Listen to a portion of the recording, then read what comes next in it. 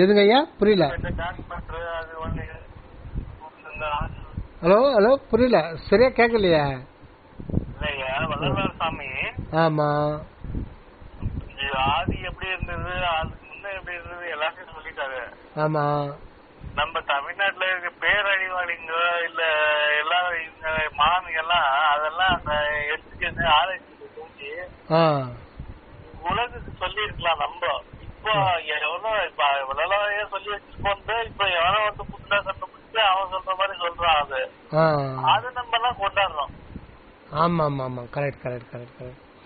அது என்னன்னா அது ஒரு இதா இருக்கு. நம்ம அது யாரெல்லாம் எடுத்து செஞ்சிருந்தாங்கன்னா நம்மளே உலகத்துக்கு சொல்லிருக்கலாம். இந்த மாதிரி எல்லாம் எங்க ஆளு இங்க கண்டுபிடிச்சி எங்களுக்கு தெரியும், இதெல்லாம்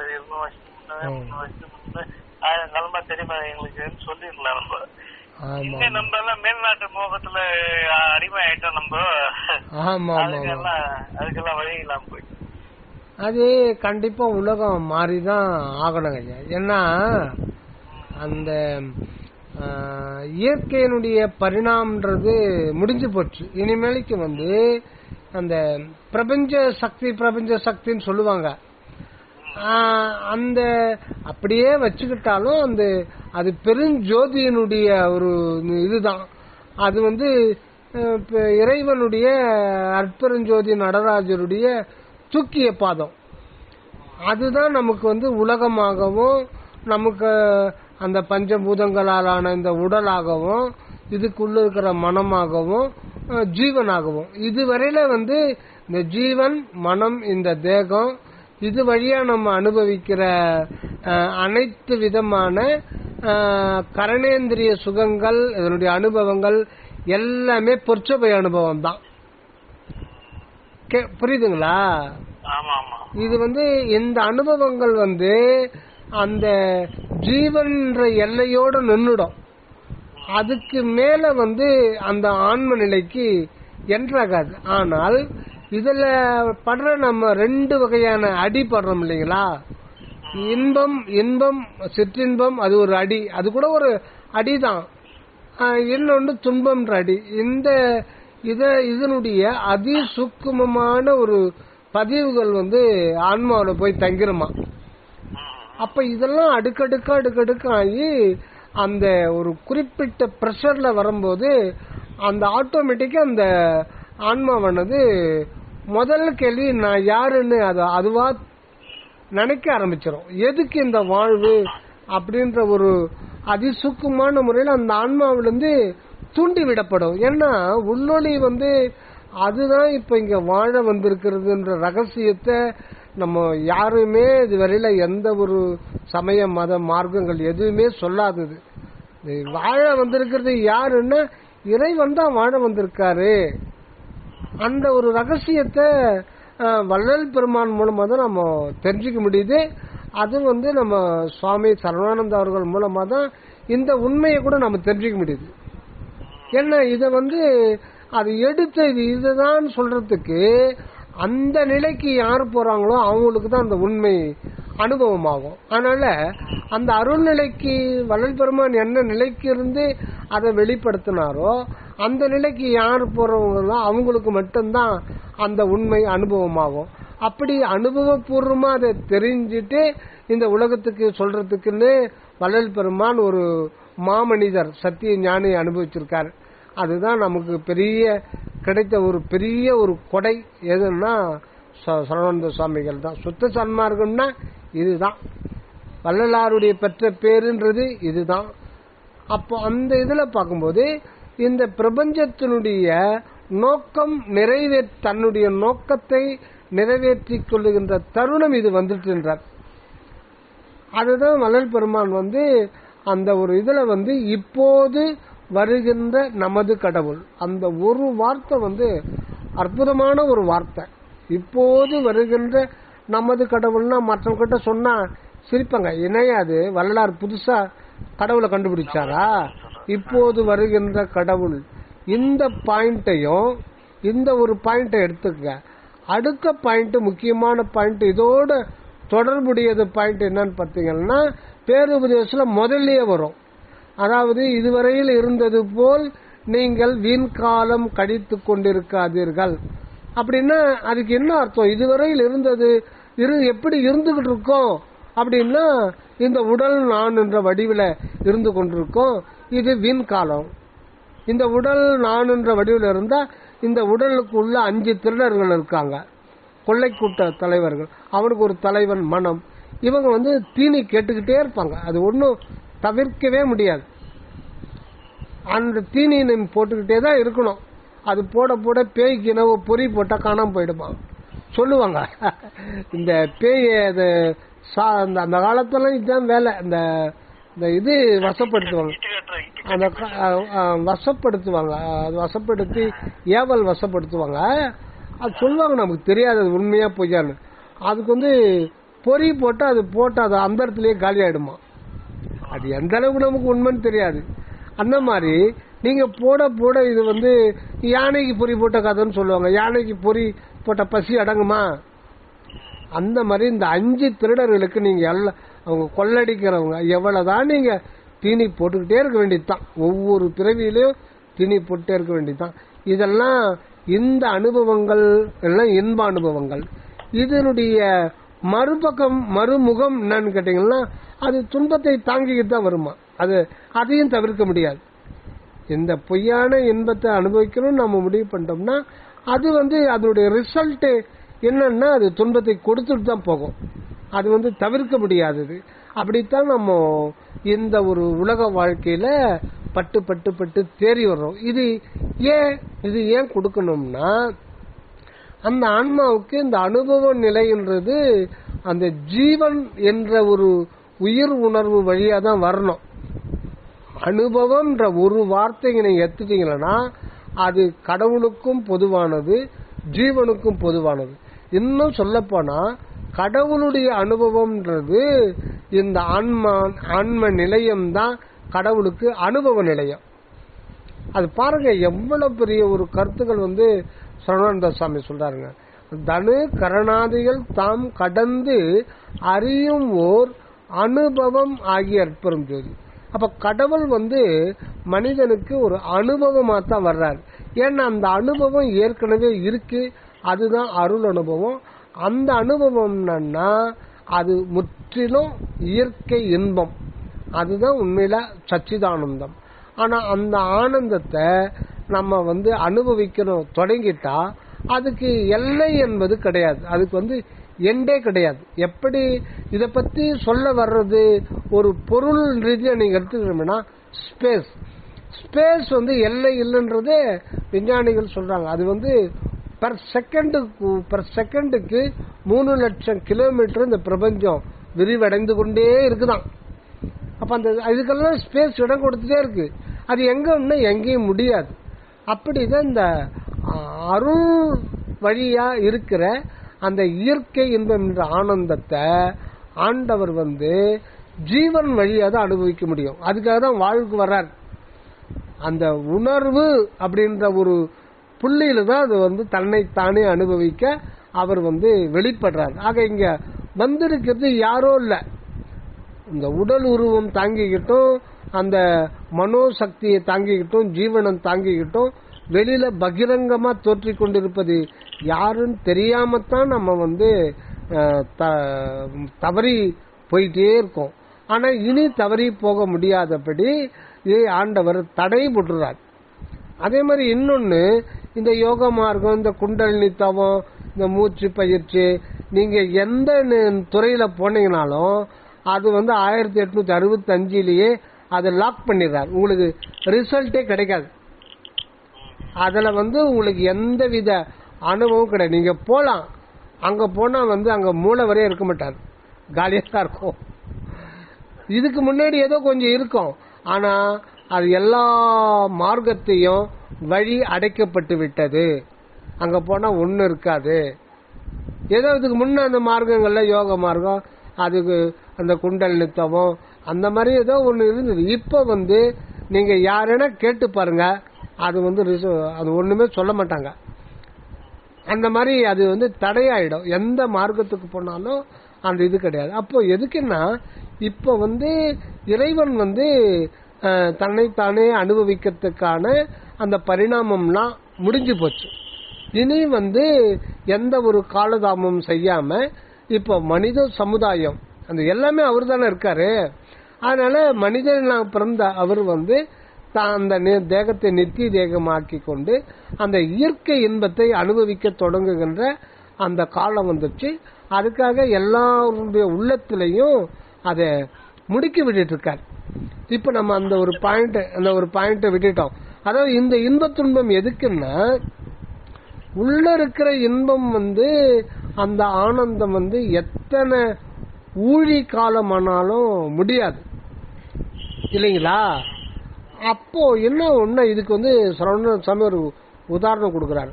இப்ப தேவர்கள் யாருன்னா, மனிதர்கள் நிறைய புண்ணியம் செஞ்சாங்க அப்படின்னா அவங்க தேவர்கள் ஆயிடுவாங்களாம்.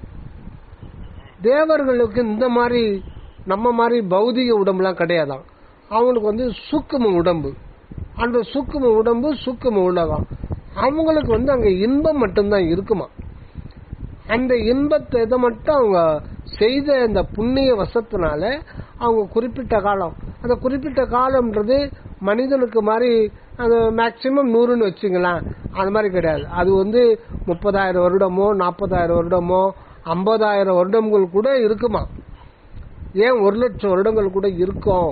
ஆனா என்ன ஆகும்னா, நீங்க தொடர்ந்து ஒரு இன்பத்தையே அனுபவிச்சுட்டு இருந்தா அது ஒரு சலிப்பு ஏற்பட்டுடும். அந்த இன்ப சலிப்பே என்ன ஆகும்னா அதுவே துன்பமா மாறிடுமா. அதனால தேவர்கள்லாம் என்ன பண்றாங்களா, ஐயோ இது வேண்டாம், தெரியாம இது கிடைச்சிச்சு, இந்த இன்பம் வேண்டாம், எங்கள் மனிதனா பிறந்துதான் நாங்க இது பண்ண முடியும், அந்த இறைவன் அடையணும்னு தவம் இருக்கிறாங்களாம். அங்க தேவர்கள்லாம் மனித பிறவி வேண்டி அங்க தவங்க எடுக்கிறாங்களாம். ஆனா அவங்களுக்கு இன்பம் தானே இருக்கு, அந்த இன்பம் சலிப்பு தன்மை ஏற்பட்டு விடுமா. ஏன்னா தேவர்கள் இன்பத்தை அனுபவிச்சாலும் அவங்க லட்டு எதிரில் வச்சுக்கணும் தான் சாப்பிடணும் கிடையாது. அந்த இனிப்பு நினைச்சாலே அவங்களுக்கு அந்த ஆனந்தம் வந்துடும்.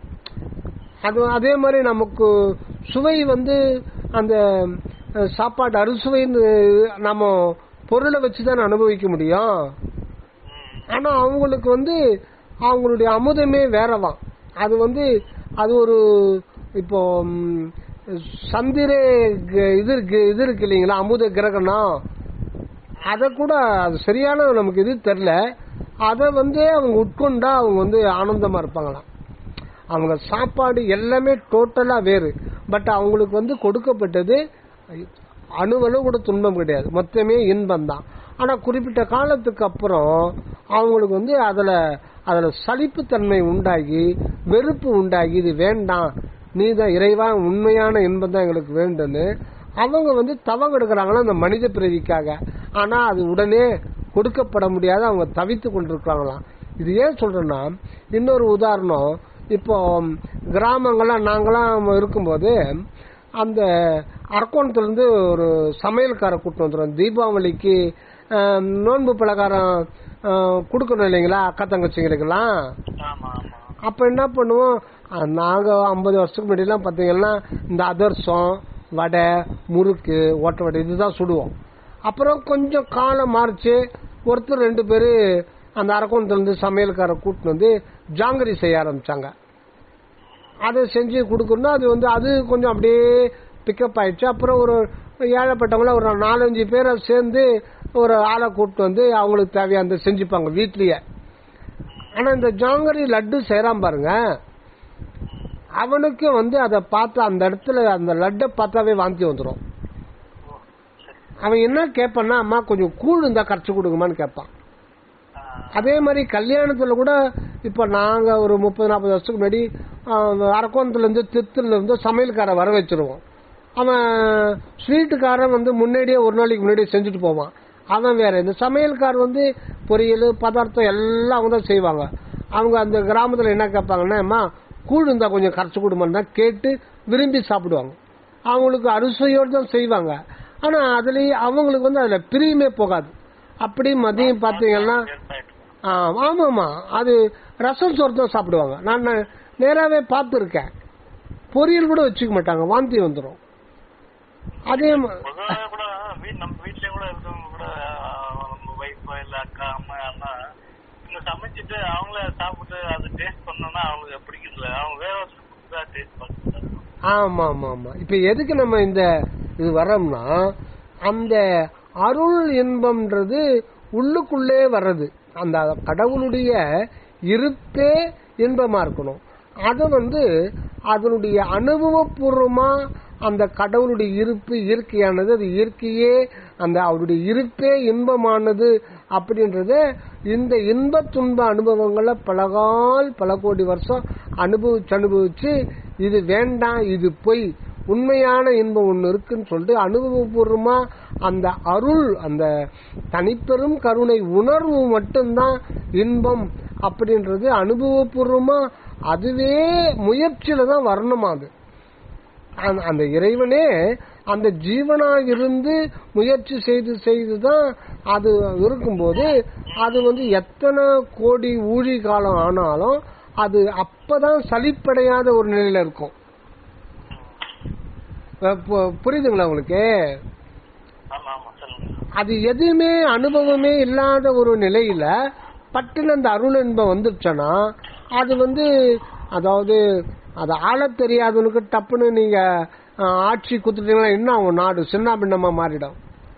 அதனால அதனுடைய பெருமையை தெரிஞ்சுக்கின பிறகுதான் அதை அதை ஒப்படைக்க அதுக்கு உரிமையாக்கப்படும் போதுதான் அது எக்காலுமே அதுல சலிப்பில்லாத அந்த நொடிக்கு நொடி அந்த பேரானந்தத்தை அனுபவிக்க முடியும். அதனால அதுக்கு முன்னாடி இந்த சிறுமையில் இருந்துதான் அந்த பெருமை அறிய முடியும்.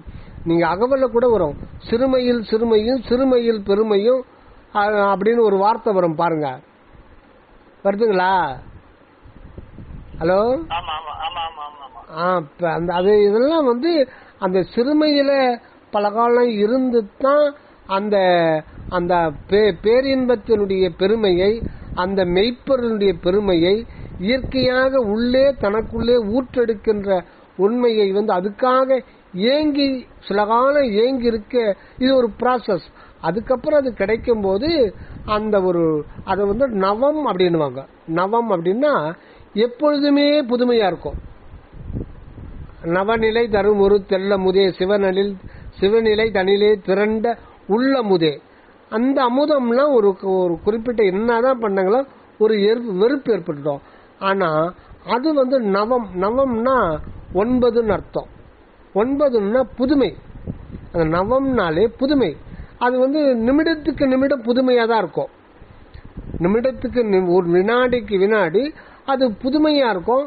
அந்த அனுபவத்தை ஏற்கின்ற உணர்வும் எப்பவுமே அது புதுமையா இருக்கும் போதுதான் அது எண்டில்லாத எல்லையற்ற காலம் வரையில அது வினாடி சனத்துக்கு சனம் அந்த இன்பம் எப்பவுமே பேரின்ப அனுபவத்துல இருக்க முடியும். இதுக்காக அதுக்கு முன்னாடி இதுதான் இந்த பிறப்பு இறப்புலாம். ஆக இந்த துன்பத்துக்கும் இன்பத்துக்கும் ஒரு காரணம் இருக்கு. இப்போ துன்பம் இன்பம் நமக்கு என்னன்னா அந்த மெய்ப்பொருளுடைய இருப்பே இன்பம் தான் அப்படின்றதுக்காக தான், அதை உணருன்றதுக்காக தான் இவ்வளவு காலமா அது கொடுக்கப்படுது. சரி, துன்பம் எதுக்குன்னா, துன்பம்னு ஒண்ணு இருந்தா தானே அனுபவபூர்வமா அனுபவிக்கும் பொழுதுதான் பிறருடைய துன்பம் அவங்க அனுபவிக்கும் பொழுது இப்படி இருக்கும் அப்படின்னு நம்ம யூகிக்க முடியும். ஏன்னா உங்களுடைய செல்ஃப் எனக்கு அனுபவம் ஆகாது. புரியுதுங்களா? ஹலோ, உங்களுடைய சுயம் உங்களுக்கு மட்டும்தான் அனுபவம் ஆகும். அதுதான் சீக்ரெட், இயற்கையுடைய சீக்ரெட். அது எனக்கு அனுபவம் ஆகாது. ஆனா என்னுடைய சுயத்துக்குள்ள இந்த நிலையற்ற துன்பத்தை நான் பலகால் அனுபவித்து அந்த துன்பத்தை எப்படி இருந்தது நம்ம அனுபவிச்சு முடிச்ச பிறகுதான் அடுத்த ஜீவன் கஷ்டப்படும் பொழுது ஐயோ நம்ம மாதிரிதானே அது கஷ்டப்படும் அப்படின்னும் போது அந்த இரக்கம்ன்றது அப்பதான் வரும். அந்த இரக்கம் உதிப்பதற்காகத்தான் இவ்வளவு ஏற்பாடுகளும். ஒருத்தர் பசியோடு இருக்கவும் அதை பார்த்து நம்ம இரக்கப்பட்டு அதுக்கு அன்னதானம் இதெல்லாம் எதுக்கு அப்படின்னா எல்லாமே ஒரு மகா காரணத்தின் பொருட்டு என்னன்னா அந்த இரக்கம் உதிக்க வேண்டும். அது பாருங்க 3 ஸ்டெப்ல வருது. அதாவது அந்த அன்புன்றது அகண்ட வெளியில இருக்கு, அது நிலையானது. அது அனுபவத்துக்காக நம் தலைக்கு நடுவுல உணர்வு நிலைக்கு வருது. அங்க அன்பு இருப்பு, இங்க அருள் உணர்வு. இத்தோட ஆண்டவருடைய இது முடிஞ்சில்ல. ஆனா ஜீவனா வருகின்ற பொழுது ஜீவன்ல அது இரக்கமா விளையுது. ஹலோ, அது அப்பதான் அந்த அருள் அனுபவம் பூர்த்தி ஆகுது இறைவனுக்கே. ஆக அன்பு அருளாக இருந்தா அதோட இதாகல, இரக்கம் ஜீவன்லயும் மனதிலையும், ஏன் அந்த இந்திரியம் கண்ணில் பார்க்கும்போது கூட தயவோடு பார்க்கறது, பேசும்போது கூட தயவோடு சொல்றது. அப்போ அது அந்த 4 உணர்வு நிலைகள்லையும் அந்த அருள் உணர்வு இரக்கமாக வியாபிக்கும் பொழுதுதான் அந்த ஆண்டவருக்கு திருப்தி அடைகிறார். அதுதான் இரக்கம்ன்றது தான் அந்த அந்த மனித தேகத்தால் தான் அது வர முடியும். கோழி குஞ்சு கூட பாருங்க, அது கோழி போயிட்டே இருக்கும், அதுக்கு பின்னாடி 10 குஞ்சுகளை ஃபாலோ பண்ணிட்டு இருக்கோம். திடீர்னு நாய் வந்துச்சோன்னா பெரிய நாய் வரும். நாய் கோழியை கவர்த்த விட குஞ்சுகளை டப்புக்கு லபக்குன்னு சாப்பிட்றோம். அதனால கொஞ்சம் கவம் வரும். அப்ப என்ன ஆகும் தெரியல அந்த கோழிக்கு, அது தன்னுடைய பலத்தெல்லாம் அது பலத்தை பத்திலாம் இடப்படாது. அந்த முதல்ல அதை போட்டு அதனுடைய அழகை வச்சு அதை கண்ணை குத்திட்டு அது இது பண்ணிடும். அது பாத்தீங்கன்னா நெருப்பே வெளில வரும், அந்த கொஞ்சம் காப்பாத்திடும். அது என்ன, அப்போ அதனுடைய இரக்கம்ன்றது, அதனுடைய அன்பு இரக்கம்ன்றது ஒரு குறிப்பிட்ட சர்க்கிள்ல மட்டும்தான் வரும். அப்படிதான் அது டெவலப் ஆகுது, கொஞ்சம் கொஞ்சமா டெவலப் ஆயிட்டு இருக்கு. அந்த ஒரு இதை மனிதன்ல அப்படி இருக்கக்கூடாது. அது பிரபஞ்சம் முழுத்துல இருக்கிற அனைத்து உயிர்களையும் அது பாயணும். ஏன் பாயணும்னா, இறைவன் இப்ப பகிரங்கமா இரக்கத்தோடு வெளிப்படுறார். அப்படி வெளிப்பட்டத முதல் மாமனிதர் தான் திருவருட்பிரகாச வள்ளலார். அவர்ல தான் அந்த இரக்கம் அந்த கண்ணுல பார்க்கும்போது கூட அவருடைய இது சொற்கள்ல, மனதுல, அந்த ஜீவன்ல, அதுதான் ஜீவ காருண்யமா அது நிரந்தரமா எல்லையற்றதா விளையும் போதுதான் இந்த பிள்ளை பெருவிண்ணப்பம், பிள்ளை திருவிண்ணப்பம் சொல்லுவார். அந்த இரக்கம் இரக்கம் இரக்கம் என்னையும் இரக்கம் தன்னையும் ஒன்றாகவே வருவித்த இறைவா, இரக்கம் ஒருவில் என் உயிர் ஒருவும், இரக்கம் நீங்கள் என் உயிர் நீங்கும், இரக்கமும் என்னுயிரும் ஒன்றே அன்றி வேறு அல்ல. இப்படி அந்த இரக்கத்தை பத்தி சொல்றார். ஆக அன்பு அது அகண்ட வெளியில் இருக்கிறது. அது தன்னை விளங்க செய்யும் போது தனிப்பெரும் கருணை என்ற ஒரு அருள் உணர்வு நிலையிலிருந்து அந்த ஐந்தொழில் செய்து, அந்த இடத்துல அந்த தனிப்பெரும் கருணைக்கு பாத்தீங்கன்னா இரக்கம் கிடையாது. புரியுதுங்களா? அதாவது இப்போ நமக்கு கடுமையான ஒரு வியாதி வருது, அதை கொடுக்கறது யாரு? இறைவன் தான் கொடுக்கிறாரு. வினை தான் கொடுக்குது. அந்த வினையை காரியப்படுத்தி ப்ராசஸ் பண்ணி அதை இது பண்ணணும். அதுக்கு நடராஜனுடைய திருநடனத்தினால்தான் அது ஒருத்த இப்போ 20 வருஷமா அந்த ஒரு வியாதியினாலேயோ வேற குடும்பத்துல பெரிய பெரிய பிரச்சனைனாலேயோ எத்தனையோ விதமான சோதனைகள்லாம் மனிதன் அனுபவிக்கிறான். அப்போ ஏன் கடவுளுக்கு இரக்கம் இல்லையான்னா அங்க கிடையாது.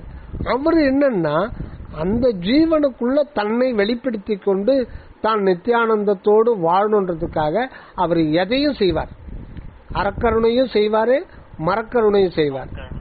ஆனால் அவர் இப்போ என்னன்னா பகிரங்கமா வெளிப்படும் போது ஜீவன்ல இரக்கமா வெளிப்படணும். இந்த இடத்துல வள்ளலாருக்கு இரக்கம் மட்டும்தான் இருக்கும். அந்த இடத்துல இறைவன் போல துன்பத்தை கொடுக்க மாட்டார். ஆனா இறைவனுடைய வெளிப்பாடு தான் அந்த இடத்துல இரக்கமா பரிணமிக்குது.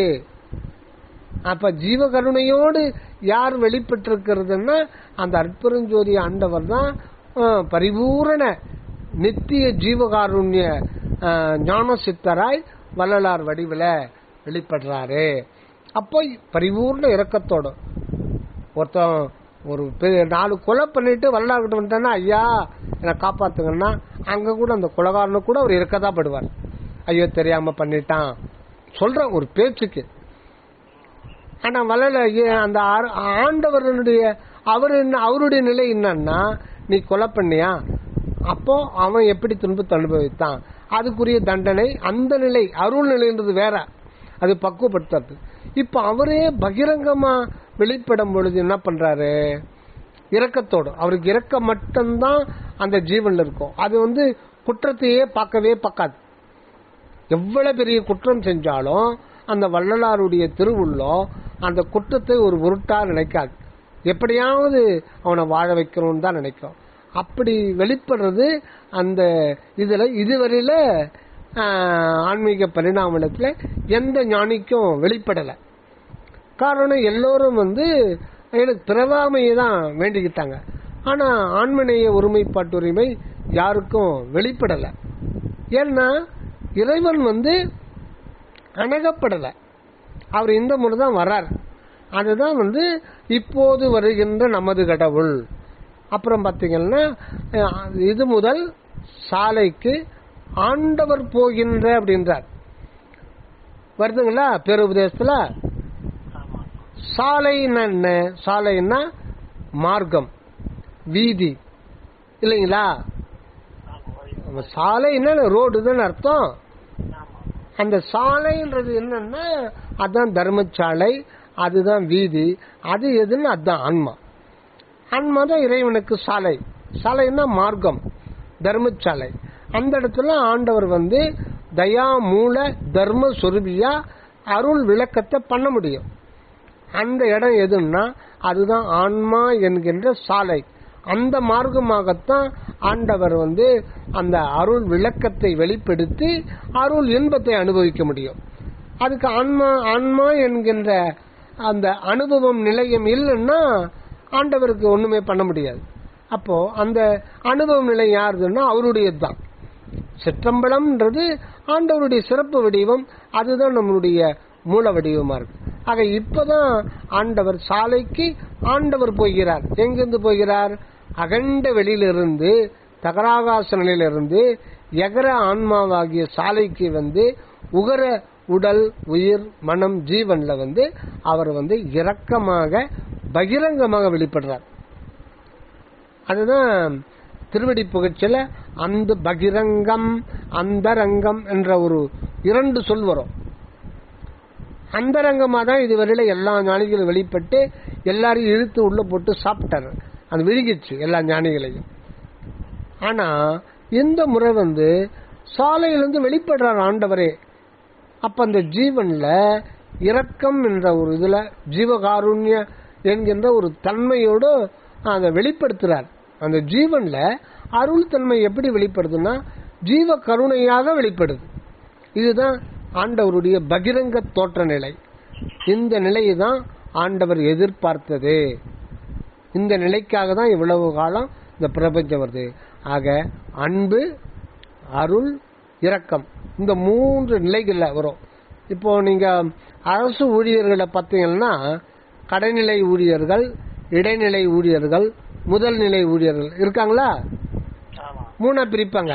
கடைநிலை ஊழியர்கள் பியூனு, வாட்ச்மேனு, பெருக்கிறவங்க, சத்துணவு சமையல்காரர், இவங்கெல்லாம் கடைநிலை ஊழியர்.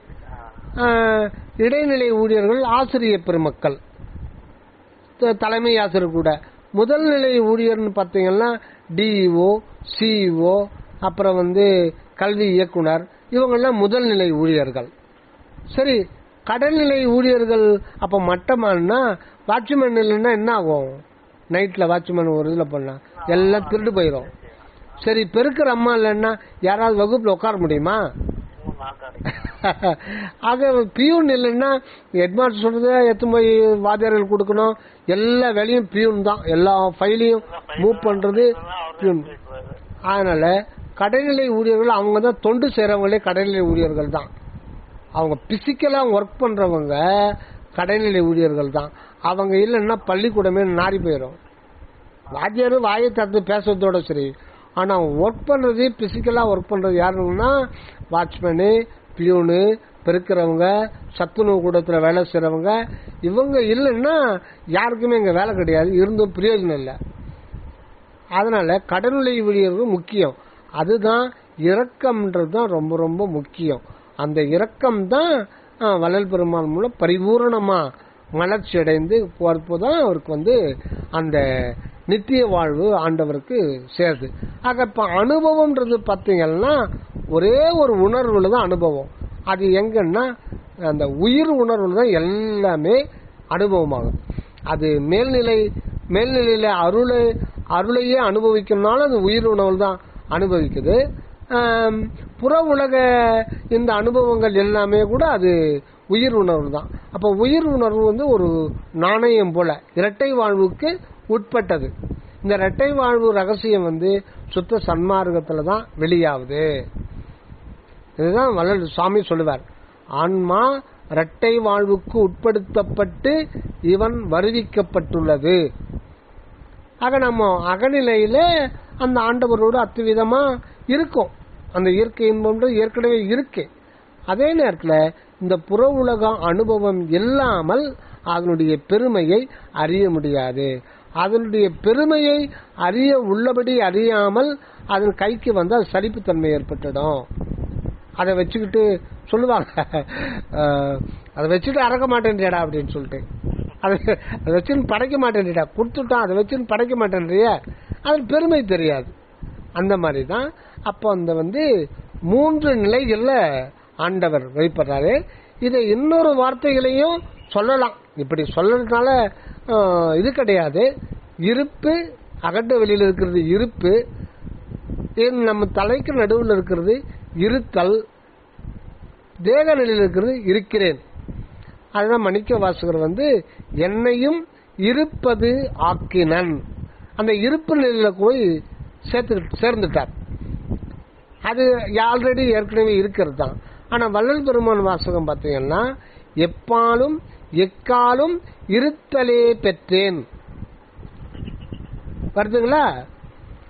ஆடேடி பந்தில வரும் இருத்தல், அந்த வார்த்தை வித்தியாசம் வரும். மணிவாசக பெருமான் சொன்னது என்னையும் இருப்பு அது ஆக்கினன். வள்ளல் பெருமான் சொன்னது இருப்புன்னு சொல்லல, என்னை எப்பாலும் எக்காலும் இருத்தலே பெற்றேன்னா அந்த அருள் உணர்வு அருள் ஜோதி நிலையிலிருந்து அது பேசுறார். அப்புறம் திருவருட்பா கடைசி பாடல்ல நான் இருக்கும் இடத்தில் அமர்கின்றார்.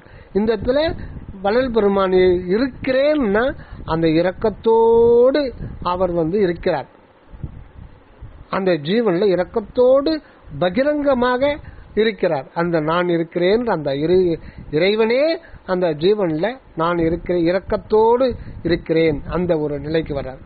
இதுதான் சுத்த சன்மார்க்கத்தில் இருக்கிற ஒரு ரகசியம். இருப்பு, இருத்தல், இருக்கிறேன். அதாவது அன்பு, அருள், இரக்கம், இந்த 3 நிலைகள்ல அது வெளிப்படுது. முதல் நிலை, இடைநிலை, கடைநிலை, இது 3மே முக்கியம்தான். இது 3 சேர்ந்து ஒண்ணுதான். இது 3 சேர்ந்து ஒண்ணுதான், தனித்தனியெல்லாம் கிடையாது.